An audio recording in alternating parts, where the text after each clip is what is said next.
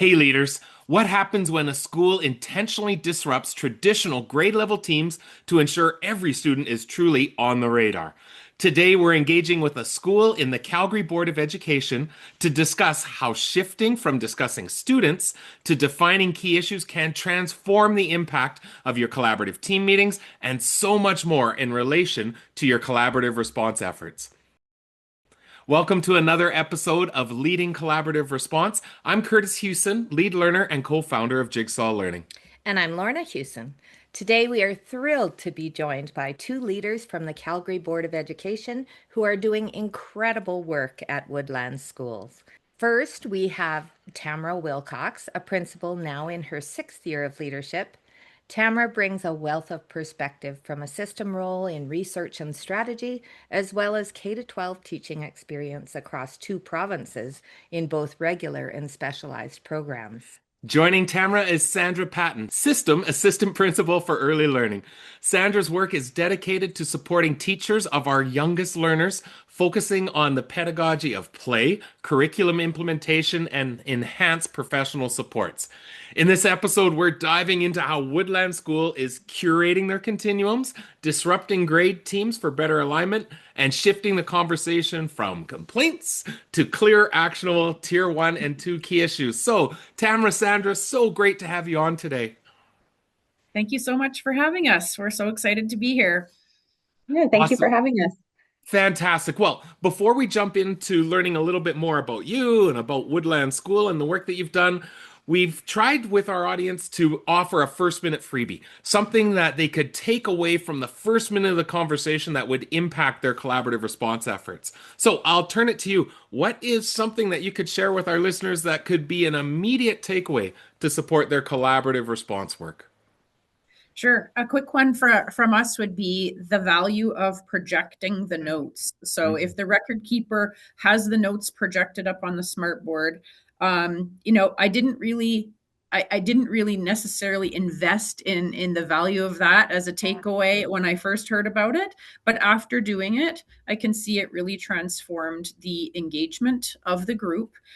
Everybody's eyes are focused on the record keeping that's taking place in real time and are offering comments and feedback to those notes as they're being recorded. So it was just I think it's a real win, and I wouldn't go back from that now.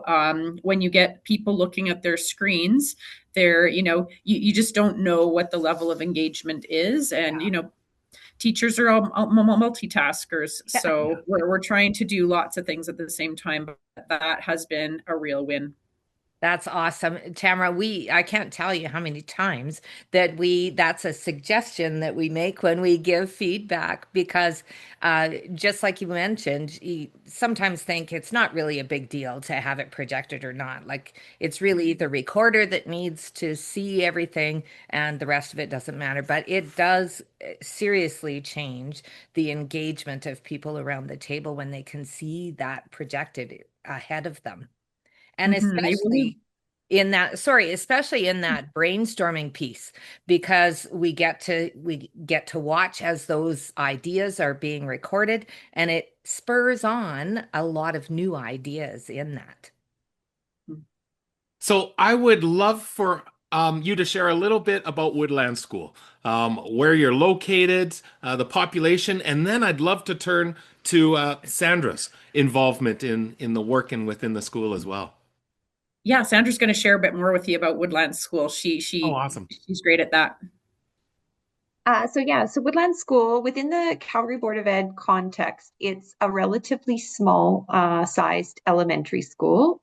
We have kindergarten to grade 6 in the building, with a population of around 250 students, give or take.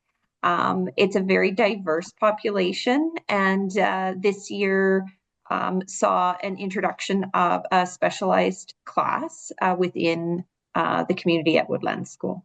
So it's a smaller setting within CBE, but it's a mighty little school in the far southeast corner of Calgary. So then, Sandra, what has been your involvement with the school? So my involvement with the school, I was the assistant principal at Woodlands School for 3 years. Mm-hmm. So I left Woodlands School at the end of last year, and I started my new role as a system assistant principal for early learning.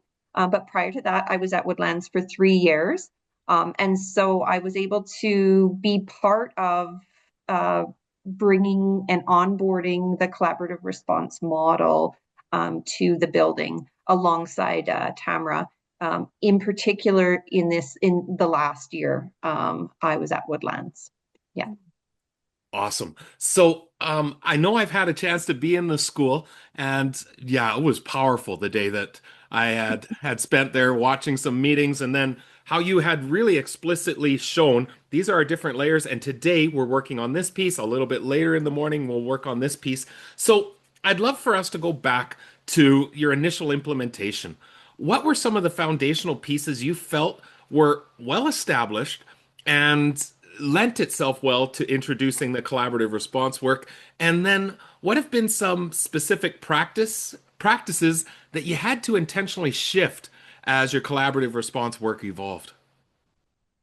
So very initially, if we back up the bus a little bit, Kurtis, very initially when I joined the team at Woodlands School, one of the gaps within the building was around the meeting structures and processes in general. Hmm. And so working with the team over the course of a few years to just establish some understanding of the different meetings. What is a PLC? What is an SLT? And Yeah. then as collaborative response came into the scope, building out a strong understanding of the difference between those meeting structures and purposes, and the layers to those meetings. And so I think that that was something that we worked on, and we had some understanding in place, but over the course of last year, we were able to help solidify some understanding of the purpose behind these meetings, Hmm. and the intentionality for each meeting. And so, and I think that that was something. And then once we had some understanding of that larger context and layers, then we were able to take a deeper dive into what is the collaborative team meeting and what are the roles within that meeting. And we started to recognize and identify who was doing what were those roles, what did it mean to be the facilitator, what did it mean to be the recorder, and start to practice actioning those meetings and what it meant, and hopefully not getting off course, although often as a learning process, we it took some time to sort of shift away from going back to just student conversations Yeah. and really focusing on the model. That's a tricky part of the collaborative team meeting is that we want to talk about students because, that's our work. Mhm. But we through that process really shifting away from the focus on individual students, which we do in other layers of team meetings, Yeah. but in the collaborative team meeting, being really specific about not focusing on those individual students. That's So, difficult. so Tamara, I'd love to get into the weeds here because I know someone listening who is in a similar kind of school would love to hear how have you set up these teams. So, going right from the PLCs to the CTMs to the SLTs and beyond, what who's involved in those meetings? When do they happen? How do they happen? About how long? Just give us a general idea of how you've laid out each of those team layers. Sure. Well, like a template and a structure. So one benefit I have had is to, be able to dive into the collaborative team, like abundance of resources to see other meeting templates from Mhm. other schools. And that was actually really beneficial for me to see that laid out from other schools, and just to tweak ours based on what I have benefited from other schools sharing and showing. So to begin with, maybe the grade team meeting Okay. is one component. We call the grade team meeting something that happens weekly. Teachers of a grade team are meeting together. They're focusing on tier one organizational pieces, including the alignment of their instruction. And about how many people is that again? Is that a grade level partners? So that's pretty much grade level partners at Wow. Woodland. We're pretty tiny, so we don't have more than 2 teachers really in a grade team. So that piece. And then again, at tier 1, we have what we call professional learning communities. And that's happening about every 4 to 6 weeks. Okay. And again, that's looking at the big picture of the class, the whole class, looking at tier 1 and our school development plan. What can we do in our literacy goals, our math goals, our well-being goals to hone in on the instructional actions, do some planning related to that, and create some cycles of learning about every 4 to 6 weeks. Yeah, and if I remember correctly, your PLCs, you went multi-graded, didn't you, with those? Yeah. So grade level partners once a week, and then is it a Div 1, Div 2 team? Do I have that right? Because we're small, sometimes we have definitely benefited from Div 1, Div 2 organizations. So sometimes we look at that, and our PLCs were organized like that and are organized like that. Yeah. Okay. And then from there, let's keep going on your layers. Yeah. So then we would go into the collaborative team meeting structure, which again, we're looking at every 4 to 6 weeks. And, initially we had organized with grade teams for that, and we can talk about that a little bit more going forward. Our collaborative team meetings typically center around tier 2 supports. Because we've got the PLC established for tier 1, we're really looking more closely at groups of students at tier 2 at the collaborative team meeting. One thing that stands out about the collaborative team meeting is it's really a place to celebrate. We like doing that. We don't get a lot of time to do that. So beginning with that is an affirming piece for teachers. We're affirming their practice, and then we're jumping into let's look at some tier 2 pieces and trying to mix up the grade teams there. Okay. And then Sandra had also mentioned your SLTs. So, and we'll talk, I think in our conversation today, we'll talk about what happens in collaborative team meetings when you get going on one student, and, that idea that conversation is for a student learning team meeting, an SLT meeting. And if we're gonna focus on one student, then we're gonna move it to the SLT. And I would say that Sandra and I probably both find that we hear teachers talking about kids, whether it's in the collaborative team meeting or outside, and we're often directing them. That sounds like an SLT. Sounds like an SLT. Why don't we set that up? Yeah, awesome. So, and then, sorry, Kurtis. No, please keep going, Tamra. Oh, okay. I was going to say, and on a weekly basis. So the SLTs at our school are happening on an as needed basis, but typically we're having at least 1 or 2 per week, typically.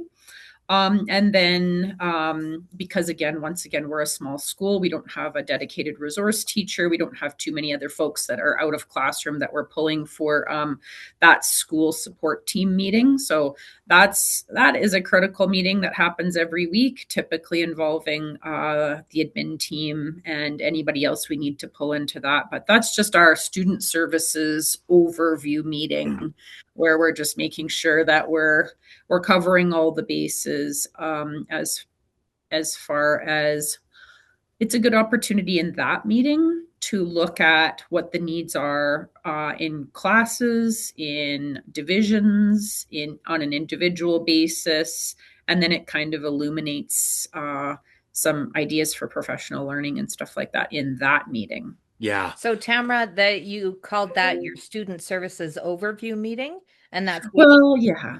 We sometimes call it the school support team meeting. Yeah. We in short form call it student services sometimes. Yeah.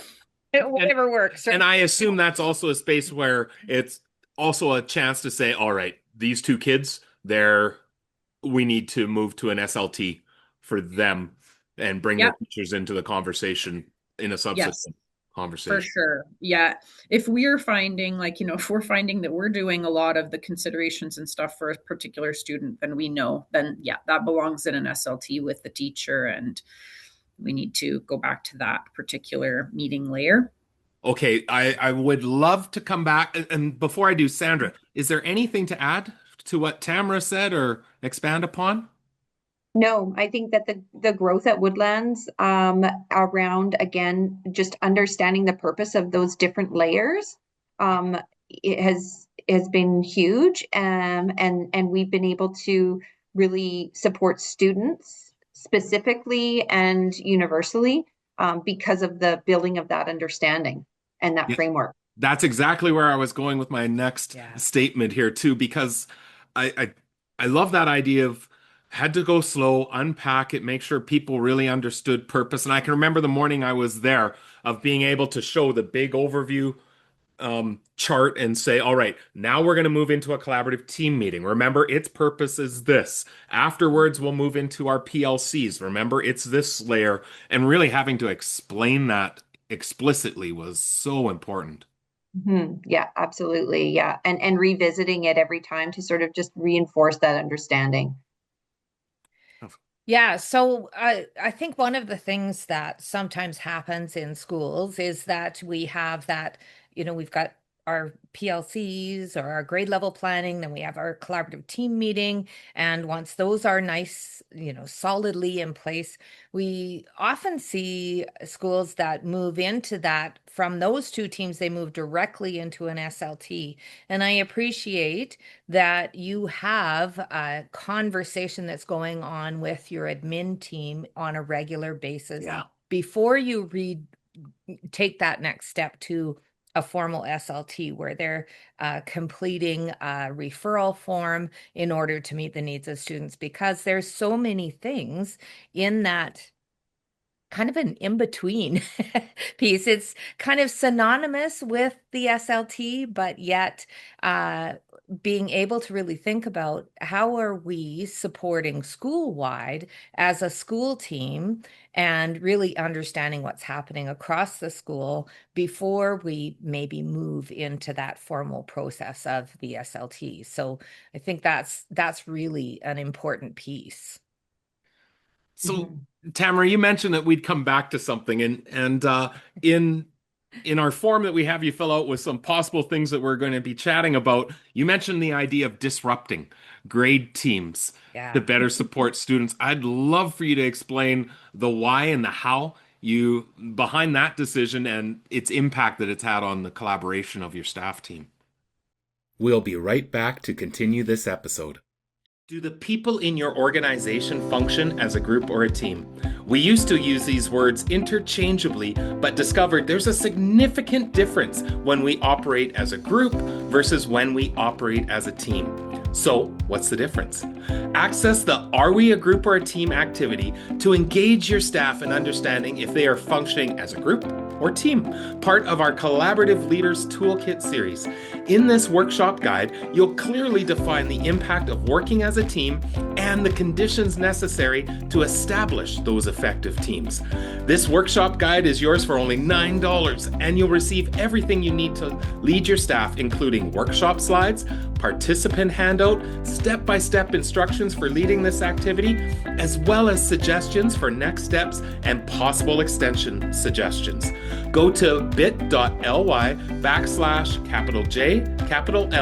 group team to access, or search for it under the resources tab on jigsawlearning.ca to learn more about this valuable resource to reinforce why we need to be working in teams to ensure success for each and every learner.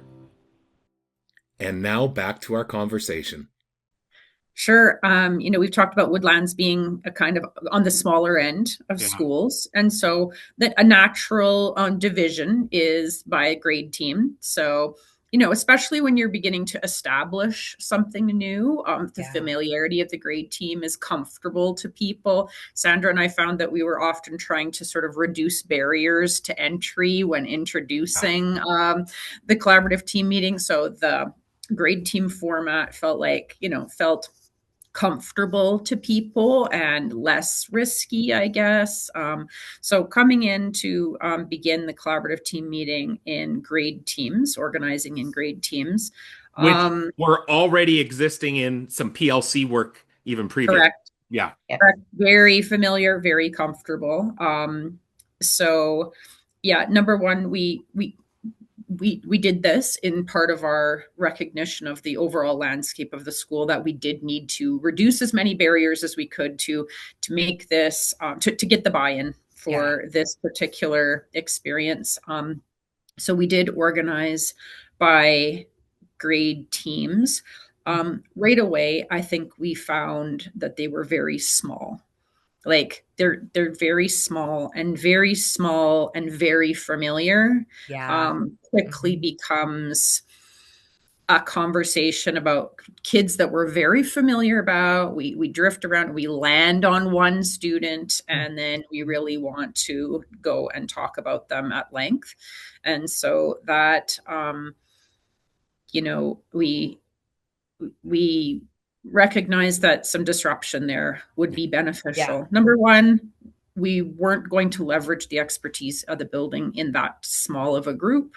Well, and if I remember correctly, sometimes those people were right across a curtain separating the rooms. They were talking all the time naturally. Absolutely. They're neighbors. Yeah, they're neighbors. And, if I guess maybe if Sandra and I could go back, probably all of the productive discussion that had been had about a particular group of students had already been had by those teachers.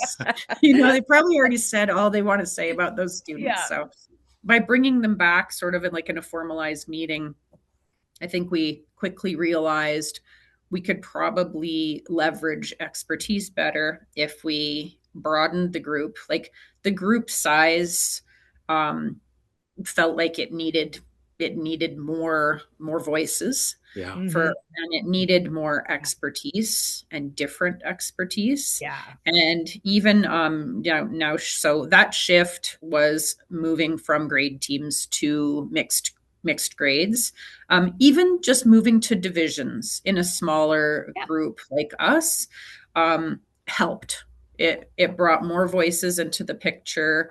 It allowed for more people to take on more and different roles in the whole meeting, process, because Sandra and I think found that if we did the grade teams, she herself, myself, and one of our learning leaders really took on the facilitator role once again, to sort of reduce barriers to entry.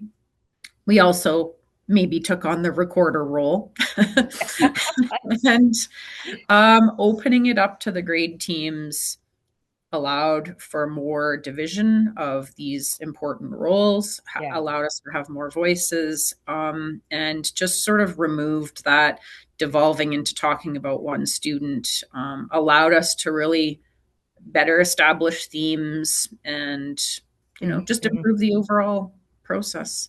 How did your teachers respond to that? Because they get, like you said, they're so familiar with each other. They're really happy with the collaboration that they have. When you move them into different teams, into, to get that diversity, how did your teachers respond to that? I think we try hard to recognize or anticipate the challenges. So in anticipating the challenges, one thing that made good sense was to utilize we enlarged our admin team this year, and with an enlarged admin team, we were able to make some assignments in the collaborative team meeting in advance. So we were able to utilize more teachers and assign them to roles and preparatory pieces before the collaborative team meeting. So that when teachers came into a different meeting structure, they immediately saw other teachers taking on leadership pieces and us stepping back from the leadership pieces in the meeting. And so really, their colleagues were modeling how to be a participant in this new format. And that helped that helped us a lot, and Yeah. it it it provide like the colleague model and encouragement, I think, was more successful if I look back Yeah. at encouraging the engagement of folks who might have had a hard time getting on board than us as leaders doing that role. Yeah, that's really beautiful.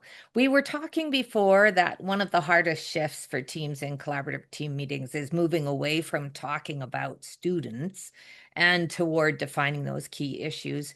How have you used your pre-meeting organizers and data to keep the focus strictly on tier 1 and tier 2 supports? Yeah, for those collaborative team meetings. I would say that diving into the data has been hard for us. So we spend a lot of effort collecting the data, including the Alberta Early Years Assessment data Yeah. now. And I think we have some strength in the data that we have determined would be important. And it's there. It exists and Yeah. it's there.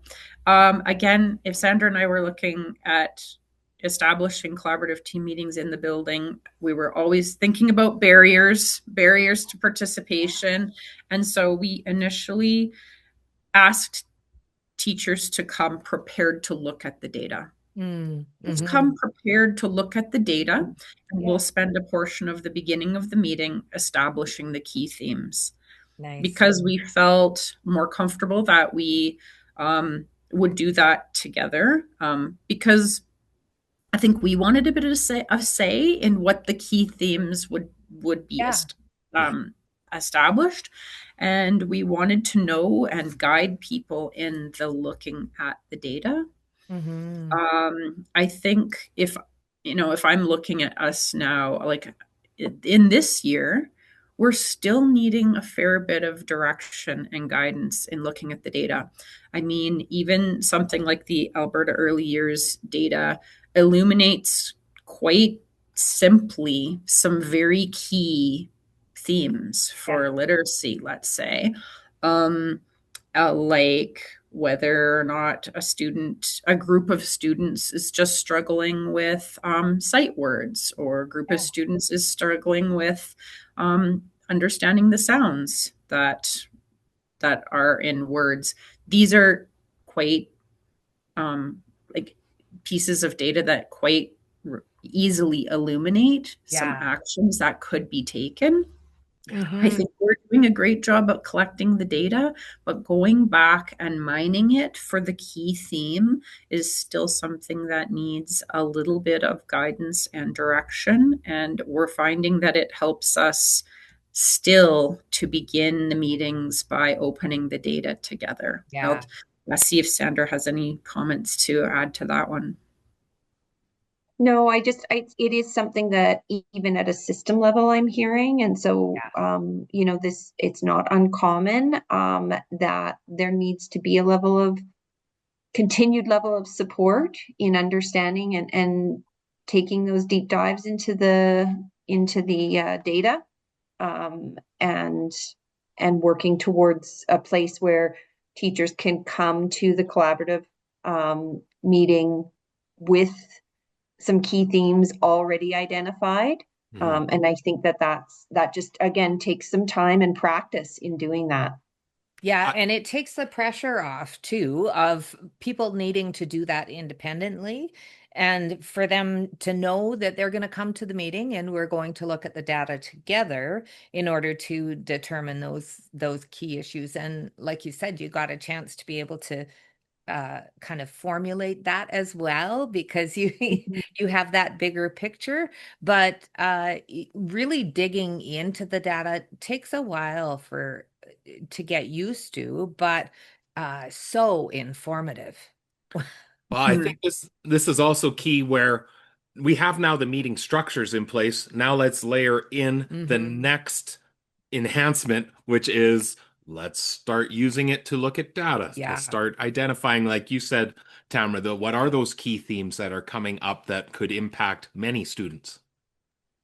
One thing that kind of the collaborative team meeting has illuminated for us in seeing teachers struggle to look at the data is it helped, I think, Sandra and I to identify, they also could benefit potentially from some organization of the themes. So what came clear to us this year is we would like to set some better understanding of the universal instruction and literacy. So if we were to help identify the theme as some sort of non-negotiables in literacy instruction, for example, that it has a component of phonics, that it has a component of word study, that it has a component of like morphology, that it has a component of writing, that it has a component of this, and then focus our collaborative team meetings around one of those key areas and looking at the data for that.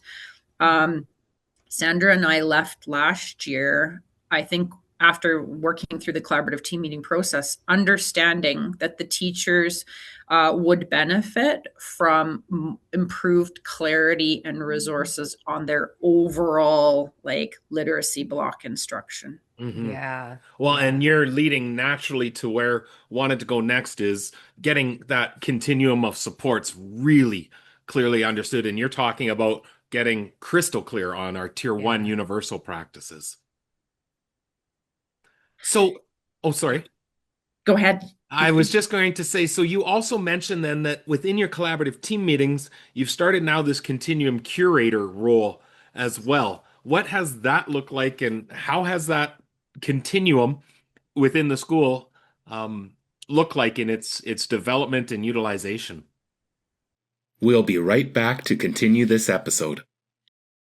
When we establish continuums of support for our school focused on established priorities, we are answering the question of what will we do when faced with questions of how to support the needs of our students. But the creation of these continuums are only the first step. Join us for the online workshop, 10 Considerations When Utilizing and Refining Your Continuums of Support, part of our Support and Collaborative Response series. In this on-demand workshop, I will share 5 ways to effectively utilize your continuum of supports within your school and 5 ways to further refine your continuums to ensure maximum impact. I'll also be sharing numerous resources, templates, and samples. Access this on-demand workshop and you'll have the ability to view and replay all or any portion of the workshop when it best fits your time. Register today to learn more about refining and utilizing your continuum of supports, an integral part of a school's collaborative response. And now back to our conversation. Do you want to talk about that, Sandra? Well, I could talk a little bit about our experience with when you joined us there, and then some of your recommendations around, and one was around that continuum of support, that curator of continuum role, and identifying that for Tamra and I, which was new for us, and to highlight that and have somebody be responsible for that, managing and directing that us within our meetings back to the continuums that we had created. So I just wanted to highlight that was a takeaway for us, and something that we recognized as valuable moving forward, a valuable role and tool moving forward within our work. And Tamra, you can speak to what that has looked like this year. Sure. I'll say that the distribution of roles, and if in our own good intentions at trying to get the collaborative team meeting going in the way, with integrity, in the way that we thought it should play out, we took on many of the roles at the beginning to help establish it. We're moving away from that in a better way, I think, now, and everybody's the better for it. But distributed roles was an important takeaway for us, in that.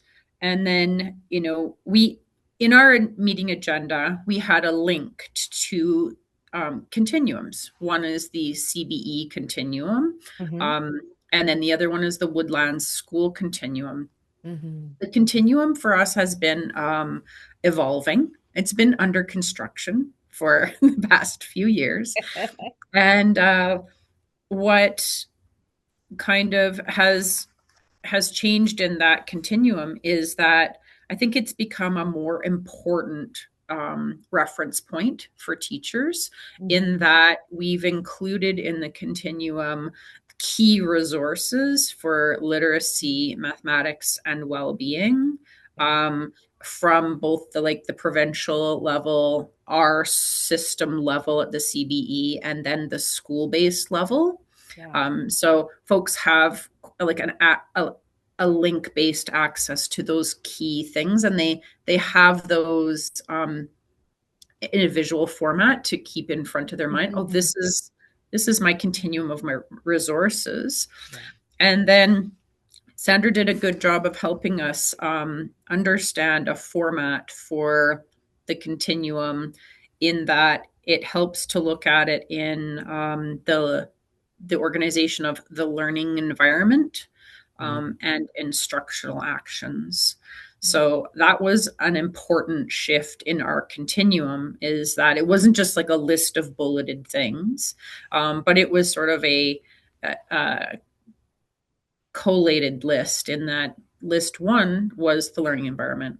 What does the learning environment look like, and what components are essential at tier one for literacy? And then the continuum also included instructional actions at tier one for literacy. And then it moved into tier two for literacy, tier three, and tier four.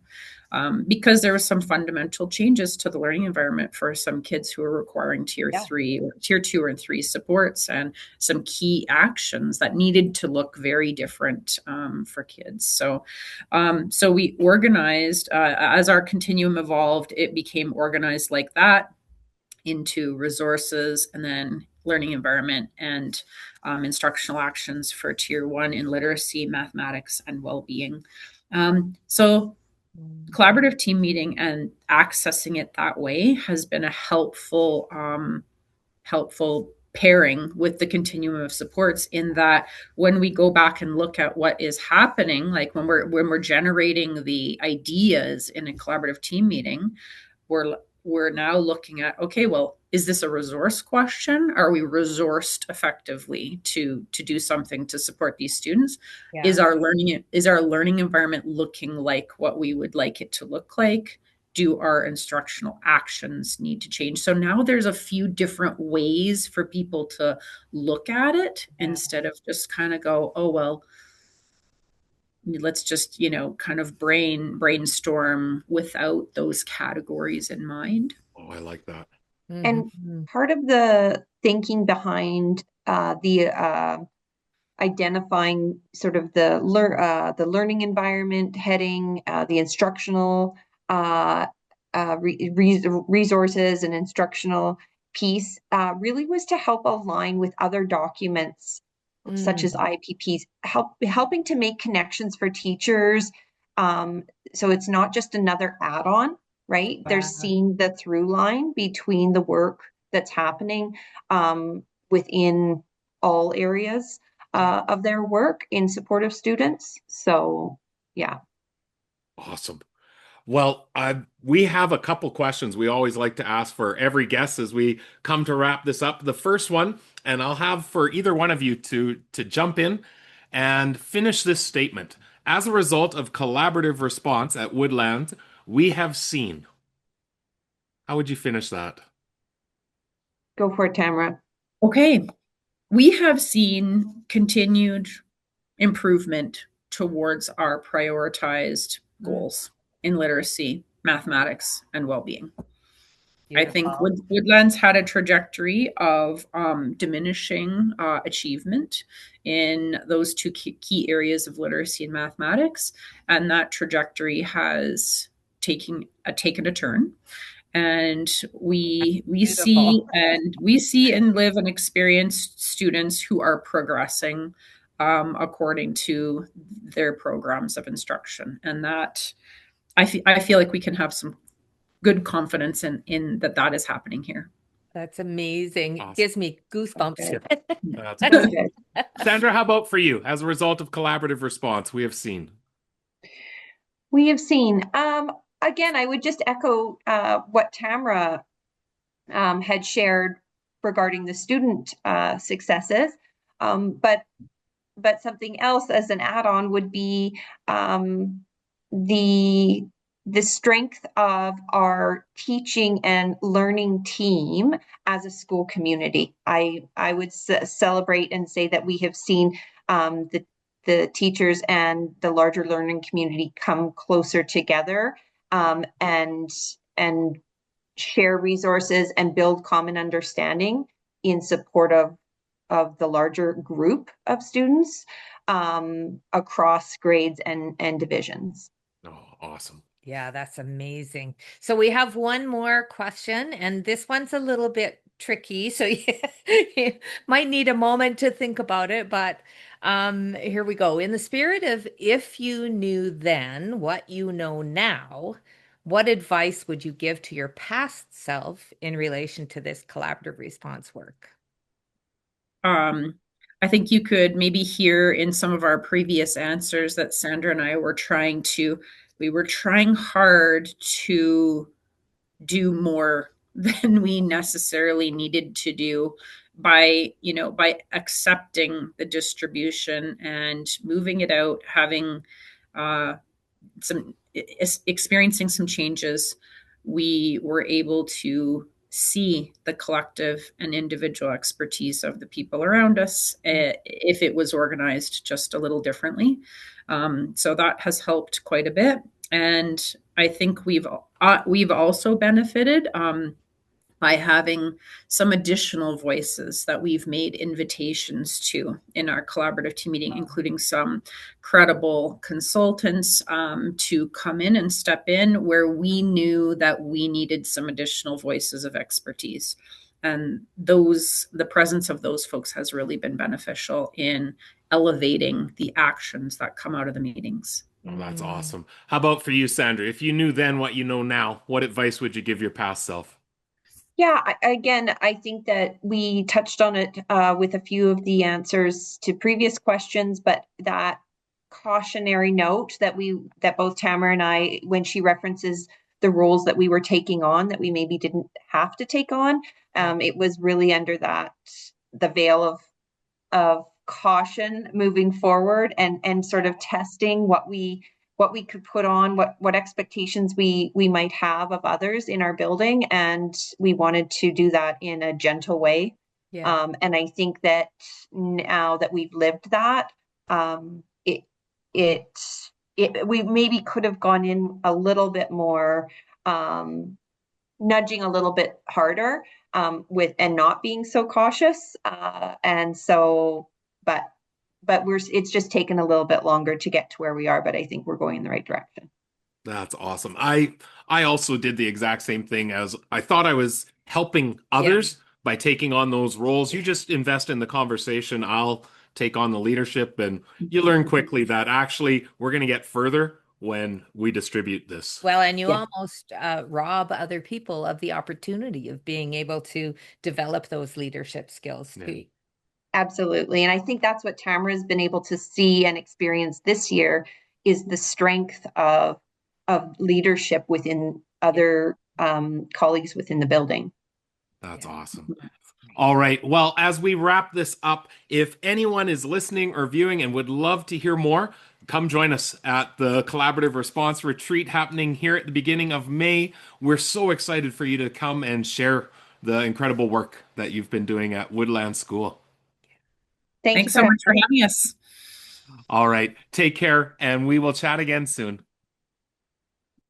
All right. So Tamra and Sandra had mentioned being able to join them in the school. And even though they were at still a starting place, there was so much strength there to begin with. And I saw firsthand what Sandra talked about going slow, being really explicit about what is the purpose of this meeting.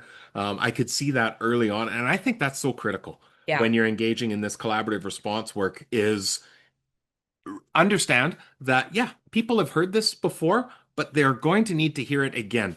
Why are we meeting? Yeah. What's our focus? And I really heard, and it was one of the things that was pretty clear early on, but it's become even stronger. The clear understanding between this layer of team is Yeah. focused on this tier Yeah. of support or instruction, and Mhm. getting crystal clear on when we meet in these different situations, what's its purpose, what's its focus, and Mhm. how does it align with our tiers of support? Well, and we can't just go along with the assumption that people understand what they're coming into when Yeah. we go. They might just know that we have a meeting this day and this is what this meeting looks like, but not necessarily understand that purpose. And I think it's really important. And they were sharing how they continuously talk about the purpose and talk about the difference between each of the layers of teams, Yeah. and really being clear about when we get together in this format, this is what we're doing, this is what we're working toward. And I think that's highly impactful. I also heard a couple of times both talking about reducing the barriers to Yeah. entry for their staff, Mhm. anticipating what some of those challenges would be, and then really trying to project forward how could we mitigate or reduce that barrier to entry. Yeah. That is such an important consideration, I think, for us as leaders, is anticipate what those challenges will be and how can we bridge Yeah. it early on to reduce as much friction as we can, knowing we'll evolve as we continue to Yeah, go. but also understanding, and you heard them talk about this, is that that doesn't necessarily mean that you're taking on all the work Yeah, and all the roles, because sometimes we think that, and we did that too, that okay, so we'll just take on the recorder and the facilitator and the timekeeper because that just makes it easier for people in the meeting. But it's not about just taking everything on yourself. Yeah. It's about being thoughtful about, how do we make reduce those barriers, but at the same time provide opportunities for people in leadership as well. Absolutely. So, thank you so much to our guests, to Tamra, to Sandra, for joining us for the podcast. Definitely come, if you're able to, join us in Lacombe on May 1st and 2nd for our collaborative response retreat. They will be sharing their Woodlands story and with resources to be able to share. We're also going to drop into the show notes a couple of the resources they talked about, their team meeting overview and their continuum of supports as well. And as we wrap this up, you may note that we have a little bit of a different background here. That is because we have moved our homes, and this And we're not is quite settled yet. right. If we were to turn this camera around, you would see absolute No. chaos. This was the one piece of wall that we could establish here for today. So we hope that we'll have a few other changes that'll be coming up here as well. But we always want to end off with a couple of requests. First, please join or share our mailing list at jlinsiders.com. Through that, we send out weekly content, resources, different things that we know you're going to find valuable in leading the collaborative response work. Yeah, and don't forget to like, share, review, or subscribe to help ensure someone else who needs to hear what we've discussed has a greater chance in finding it. So, with that, please reach out. We'd love to hear from you. And as always, we're wishing you all the best as you lead collaborative response in your own organization. See you soon. This podcast is a proud member of the Teach Better Podcast Network. Better today, better tomorrow, and the podcast to get you there. Explore more podcasts at www.teachbetterpodcastnetwork.com. We'll see you on the next episode.